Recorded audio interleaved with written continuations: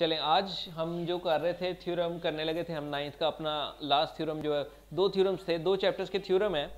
दोनों में से हम सिर्फ एक चैप्टर के करना प्रेफर करते हैं। उसका रीज़न ये है कि दोनों में से दो आएंगे, एक उस चैप्टर से एक इसमें से। कर आप एक ही सकते हैं, या आप उस चैप्टर के अच्छे से कर लें या इस चैप्टर के। टाइम शॉर्ट होने की वजह से हम सिर्फ एक चैप्टर के करेंगे और अच्छे से करेंगे। तो इससे पहले हम एक थ्योरम कर चुके हैं, आज ये सेकंड वाला उसका थ्योरम है 12.1.4 जो कि स्मार्ट सिलेबस में है। तो हम कर रहे थे तो हमने सोचा वीडियो बना लें आप लोगों के लिए भी। तो 12.1.4 करेंगे। जैसे कि आप देख सकते हैं हमने डायग्राम ऑलरेडी बनाई हुई थी, लेकिन अब रेस करके दोबारा से बना लेते हैं। स्टेटमेंट पढ़ देने दम।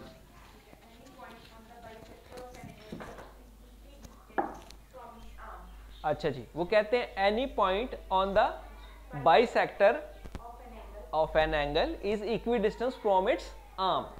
सबसे पहली चीज जो आप देखते हैं वो ये कि एंगल क्या चीज है। एंगल होगा तो उसका बाइसेक्टर होगा, उसका बाइसेक्टर होगा तो उस पर पॉइंट होगा, पॉइंट होगा तो फिर हम हिसाब किताब करेंगे ना कि वो अपने आर्म से डिस्टेंस पे है कि नहीं। Angle two rays with common end point. Definition angle की, two rays with common end point form an angle. दो रेज जिनका नुक्ता आगाज या नुक्ता एहतताम जिसको हम बोलते हैं, आखिर का नुक्ता या जहाँ से वो शुरू हो रही हैं, एक ही पॉइंट से शुरू हो रही हैं, ये एक ही पॉइंट पे खत्म हो रही हैं, तो वो हमारी क्या कहलाती है, वो फॉर्म करती हैं एंगल। मैं इसको बना के दिखाता हूँ। रे क्या होती है, देखें, इसको रे बोलते हैं, रोशनी की जो होती है उसको रे, शुआ। इसका कोई एंड पॉइंट नहीं होता है ना, लेकिन अब दो रेज आपस में क्रॉस कर जाए, ठीक है, तो हम ये कह सकते हैं कि ये यहाँ पे आपस में मिल रही हैं। जब यहाँ पे ये मिलती हैं तो इनके दरमियान एंगल फॉर्म होता है। So two rays with common end point form an angle. ठीक है, तो रे का एक एंड पॉइंट आप कह सकते हैं। तो ये हमारे पास रे का एंड पॉइंट आ गया, तो इनके दरमियान क्या बना, एंगल। ये हमारा एंगल है ये, ठीक है। अब एंगल को बाइसेक्ट कर रही है एक चीज। बाइसेक्ट का मतलब होता है टू इक्वल पार्ट्स में डिवाइड करना। सपोज ये एंगल यहाँ से लेके यहाँ तक जितना भी है 28 है, तो 14 होगा तो बाइसेक्ट। सपोज हम इसको सेंटर में ये इसको एक लाइन लगा के बाइसेक्ट कर देते हैं। और हमने लगाई, ये है एंगल बाइसेक्टर, जिसने एंगल को बाइसेक्ट किया। इसका बाइसेक्ट करने का फायदा क्या हुआ, ये एंगल और ये एंगल बराबर हिस्सों में तकसीम हो गया। अगर मैंने ब्लू पकड़ा हुआ था वो दिखाना, देखें इससे टू इक्वल पार्ट्स बन गए। एक ये भी ब्लू ही निकला, वो मैंने ब्लू पकड़ा हुआ था, आगे मार्कर कहाँ गया, चले, ये और ये दोनों हिस्से बराबर हो गए, मतलब वो एंगल और ये एंगल इक्वल हो गए। अब हम इसको नेमिंग करते हैं इसकी पहले, तो फिर बात करते हैं। चलें, इस एंगल बाइसेक्टर पे कोई पॉइंट हो, ये पॉइंट लगा लिया हमने, इसको पी दे देते हैं। जहां से एंगल स्टार्ट होते हैं वो ओरिजिन होता है, इसको हमने ए दे दिया। अब हमारे पास ये दो आर्म्स हैं एंगल के, ठीक है, ये आर्म्स होते हैं एंगल के, एक ये आर्म और एक ये आर्म। इसको एक को आप ए दे दें, यहाँ पे हम ए लगाते हैं और यहाँ पे हम बी लगाते हैं। ये मैंने लाइन इसलिए लगा ली क्योंकि रे की तो कोई लेंथ होती कोई नहीं, तो वो उसका सेगमेंट काटने के लिए मैंने वहाँ पे लगा लिया। इसी तरह इस रे का भी पीस काटने के लिए हम यहाँ पे एम लगा लें, कुछ भी लगा लें। उन्होंने एम लगाया, मैं एम ही लगा रहा हूँ। हमारे पास एक डायग्राम तैयार हो गई। हमने फिर से मैं बना देता हूँ। वो कहते हैं अगर एक एंगल बाइसेक्टर पे ये एंगल बना, इसका बाइसेक्टर बना, ठीक है, इसके ऊपर एक पॉइंट हो, ये पॉइंट आ गया, डायग्राम बन गई। ये ओ है, इस आर्म को आप ए दे दें। चले, मैं उसके अकॉर्डिंग देता हूँ, आप ए उधर भी दे सकते थे, उधर भी दे सकते हैं। ए दे दें, इसको बी दे दें, ताकि आप लोगों को कन्फ्यूजन्स ना हो। मैं इसलिए कहा पॉइंट को पी दे दिया और इसको हम एम कह देते हैं। ये भी एरोहेड के साथ होगी। अब ये आ गया, कोई भी पॉइंट जो एंगल बाइसेक्टर पे हो वो इस आर्म से और इस आर्म से इक्वल डिस्टेंस पे होगा। मतलब यहाँ से मैं यहाँ जाऊँ तब भी उतना ही डिस्टेंस, यहाँ से मैं यहाँ आऊँ तब भी उतना ही डिस्टेंस। अब हम क्या करते हैं, यहाँ से डिस्टेंस ड्रॉ करते हैं। डिस्टेंस हमेशा 90 डिग्री के ऊपर ड्रॉ किया जाता है। ये हमने एक डिस्टेंस इधर ड्रॉ कर दिया, एक डिस्टेंस उधर ड्रॉ कर लिया। तो ये हमारे यहाँ पे 90 डिग्री का हम निशान लगा देते हैं कि ये हमने खुद ड्रॉ किया है, क्योंकि सीधी लाइन नापी जाती है हमेशा लेंथ, ठीक है, एक्यूरेट जो लेंथ होती है वो सीधी नापी जाती है। इससे हमारा तैयार हो गया। अब एक बार फिर से स्टेटमेंट पढ़ते हैं, फिर आपको थोड़ा और अंदाजा हो जाएगा।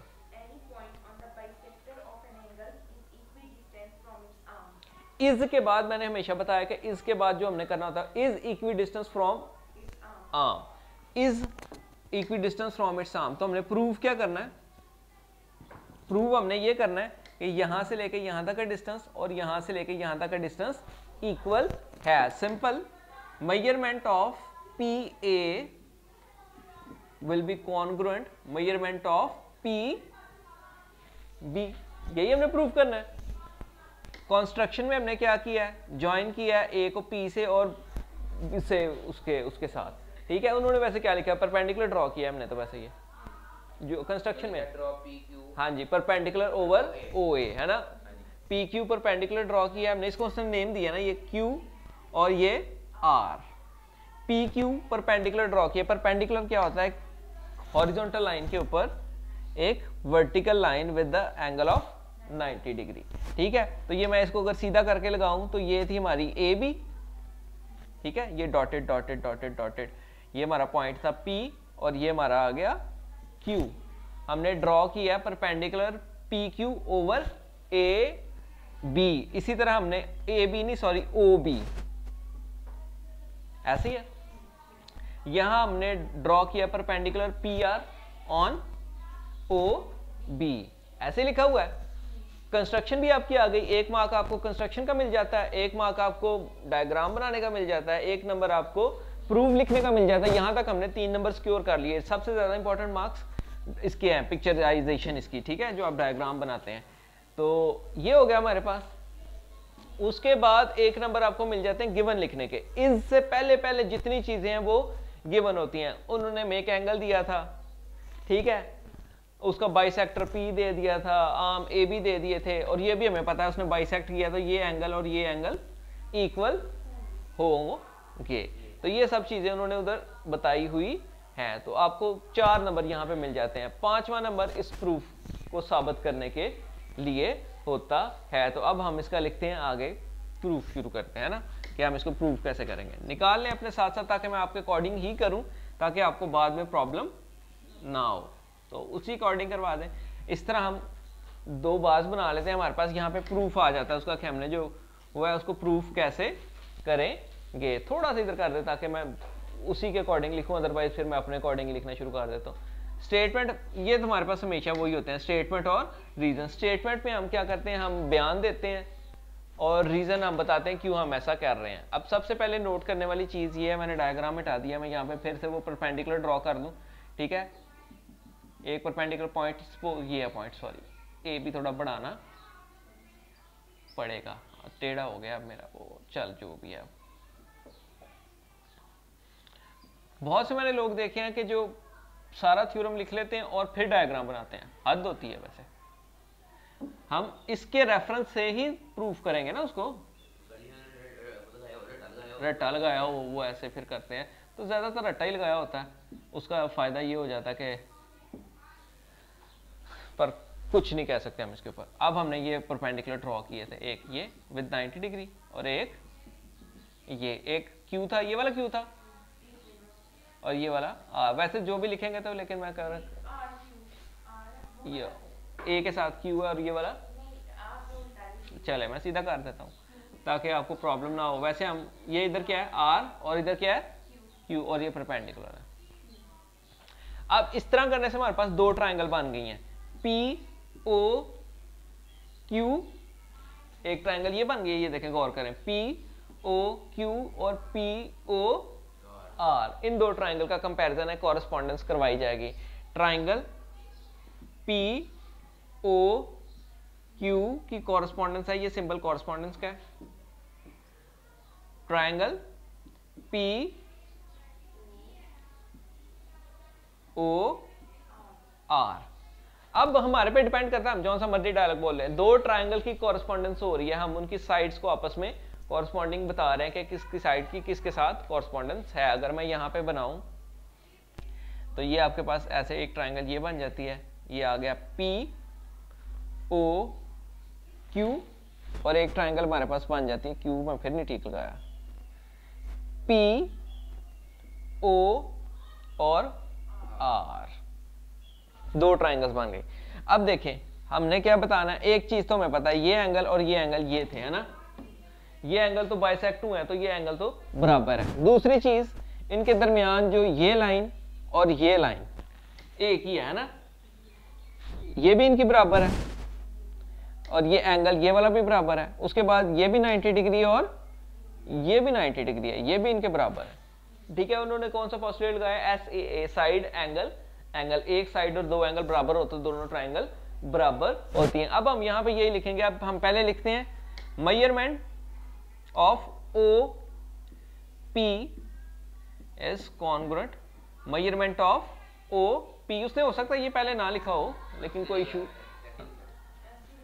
ठीक है। मैं साथ पूरा लिखता हूँ, 9th में हमने पूरा सीखा है। मेजरमेंट ऑफ लाइन सेगमेंट के ऊपर जो लाइन लगी है, line segment OP congruent measurement of OP, मैं इसकी बात कर रहा हूँ। ये दो ट्राइंगल्स, एक ये, इनकी ये साइड कॉमन है, तो दोनों की कॉमन है, तो ये दोनों की बराबर हो गया ना। जैसे इस क्लासरूम की ये वॉल और उस क्लासरूम की भी ये वॉल कॉमन है ना, तो उनकी बड़ी तो नहीं है ना, दोनों की कॉमन वॉल है, तो दोनों की बराबर होगी। So these are common walls, that's why they are equal. हमने ये लिखा था कॉन्ग्रुएंट है, जज साहब ने पूछा भाई क्यों, हमने बताया कॉमन है, ये लिखा होगा उसने भी, ठीक हो गया।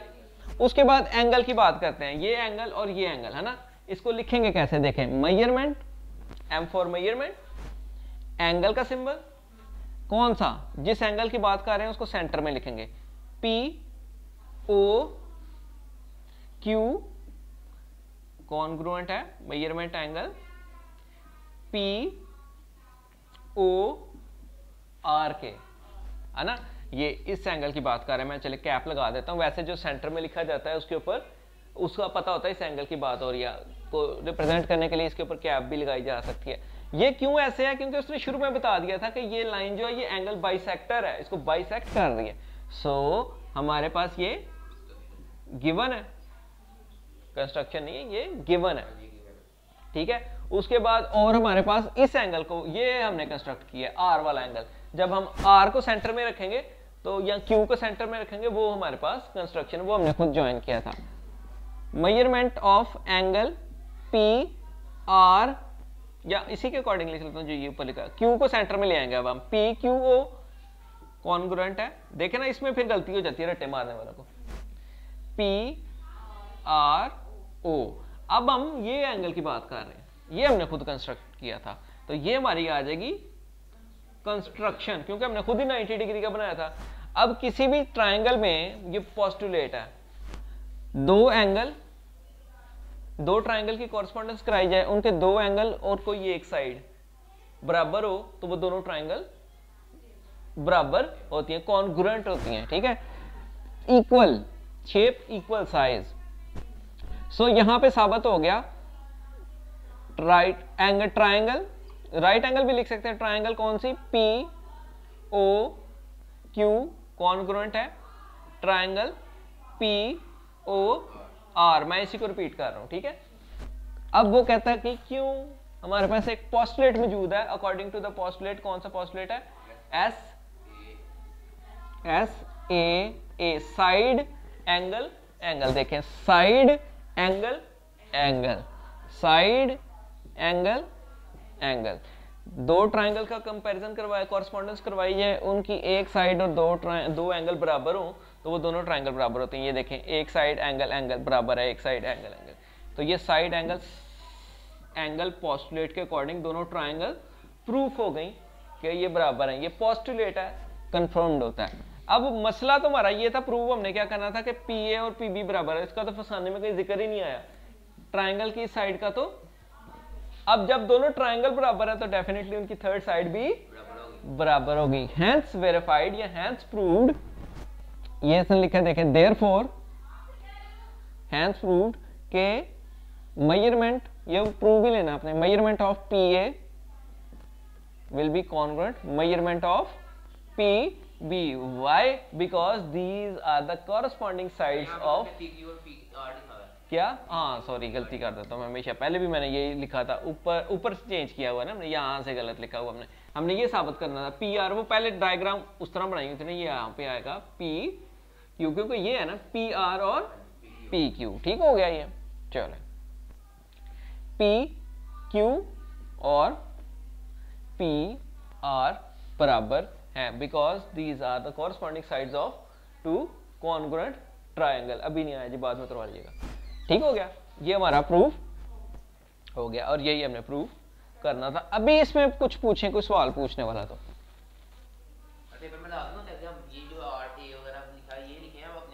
आप अपने से भी लिख सकते हैं, लेकिन फिर अपने से लिखेंगे तो यहाँ पे भी हर चीज उसके अकॉर्डिंग ही लिखेंगे। जैसे यहाँ पे पी आर है, आप लिख लेते हैं ओ एस लिख लेते हैं, ओ एस तो नहीं हो तो ये ऑलरेडी आ गया, एस टी लिख लेते हैं, ये एस आ जाता है, ये टी आ जाता है। फिर यहाँ पे भी आप लिखेंगे S T is equal S M, या जो भी आपने यहाँ पे नेम दिया है आप उसके अकॉर्डिंग फिर बात कर सकते हैं। तो फिर इस तरह तो हाँ वो वगैरह, तो मैंने तो कोशिश की है कि वही लिखूँ नाम, ताकि आपको आसानी। डायग्राम 4 नंबर की नहीं आती, डायग्राम 1 नंबर की होती है, लेकिन अगर वो गलत हो तो सारा थ्योरम काट देते हैं, कहा ऐसे जाता है, क्योंकि इसके अकॉर्डिंग ही तो आपने थ्योरम लिखना है। और जब आपने उसके अकॉर्डिंग थ्योरम ही नहीं लिखा, आपकी डायग्राम ही गलत है, तो फिर आपने थ्योरम कैसे लिख लिया? वो फिर उधर से पकड़ा जाता है बंदा के रट्टा मारा है। बड़े लोग ये सोचते हैं ना कि क्यों डायग्राम 1 नंबर की गलत होगी तो क्यों थ्योरम काट दिया, बिकॉज उसी से तो आप पकड़े जाते हैं। तो मैंने बहुत से लोगों को देखा जो पूरा थ्योरम लेके लास्ट पे डायग्राम बना रहे होते हैं। हाथ हो गया। तो डायग्राम पहले बनाई जाती है, फिर उसके अकॉर्डिंग थ्योरम लिखा जाता है। तो ये जो करेक्शंस थी वो देख लें आप, ठीक है। और अगर कुछ है इसमें तो वो भी करेक्ट कर लीजिएगा, क्योंकि लिखते हैं हम, दिमाग ज़्यादा चल रहा होता है तो उस हिसाब से हैं। ठीक हो गया, यहाँ तक अब आपके दोनों थ्योरम कंप्लीट हैं। चलें जी, thank you for watching. Theorem करें आप भी है, ठीक है। तो जिसके काम आता है वो इसको यूटिलाइज कर सकता है वीडियो को।